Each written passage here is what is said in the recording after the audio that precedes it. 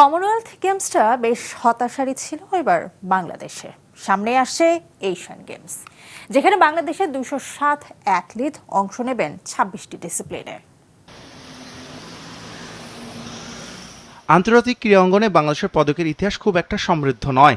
এখন পর্যন্ত এশিয়ান গেমসে বাংলাদেশের অর্জন একটি স্বর্ণ সহ 14টি পদক। 2010 সালে ছেলেদের ক্রিকেটে এসেছিল একমাত্র স্বর্ণ পদক।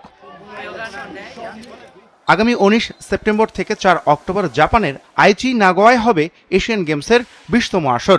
26 ডিসিপ্লিনে অংশ নেবে বাংলাদেশের 207 ক্রীড়াবিদ। তবে পদকের সবচেয়ে বড় প্রত্যাশা আর্চারি ও শুটিংয়ে। আমাদের একটা মূল টার্গেট ছিল এশিয়ান গেমসটা যাতে মিনিমাম আমরা 4 মাস প্র্যাকটিস করাতে পারি। আমরা কিন্তু এখনো পুরোপুরি প্র্যাকটিস করাতে পারছি না। কাবাডি আমাদের সম্ভাবনা আছে, তার ট্রেনিং আমরা শুরু করেছি। আর্চারি তাদের ট্রেনিং শুরু হয়েছে, শুটিং তাদের ট্রেনিং শুরু হয়েছে, এরকম আরও 1-2টা যেমন আছে তাদের ট্রেনিং শুরু হয়েছে। এখন আমরা চেষ্টা করব যে কিছু কিছু ইভেন্ট যেটা বললাম এরা ভালো করার সম্ভাবনা আছে, এখান থেকে যদি আমাদের কিছু পদক প্রাপ্তি হয়।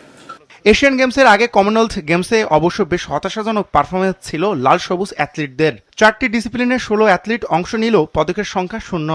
অংশগ্রহণই মূল বিষয়। যেমন আরেকটা জিনিস এখানে বললি, যেমন আমাদের পদকটা কোথা থেকে এসেছিল সেই স্ট্যাটিস্টিক্সটা আমাদের জানতে হবে। আমাদের পদকটা ছিল হলো শুটিংয়ে, তো আমরা কিন্তু এবার শুটিংয়ে যাইনি, কেন শুটিং ইভেন্টটাই ছিল না। কেন আমাদের তো সব কিছুতে আমরা ভালো করি না, আমাদের শুটিংটা কমনওয়েলথে খুব ভালো ছিল, যেটা আমাদের ছিল না। বিওএর পরিকল্পনার সঙ্গে জাতীয় ক্রীড়া পরিষদও সমন্বয় করছে বিভিন্ন গেমসে বাংলাদেশের অ্যাথলিটদের সাফল্যের ব্যাপারে।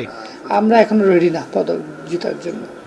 আগামী 4 বছর বা 5 বছরে আমরা একটা প্ল্যান করেছি যাতে সারা বছর খেলা মাঠে থাকে। পদক হয়তো একটা সময় চলে আসবে, কিন্তু সারা বছর মাঠে খেলা থাকতে হবে এবং খেলোয়াড়রা রেগুলার অনুষ্ঠানের মধ্যে থাকতে হবে। শেষ পর্যন্ত পদকের প্রত্যাশা পূরণে কতটুকু সফল হবে বাংলাদেশ, তার উত্তর মিলবে জাপানের আইচি নাগোয়ায়।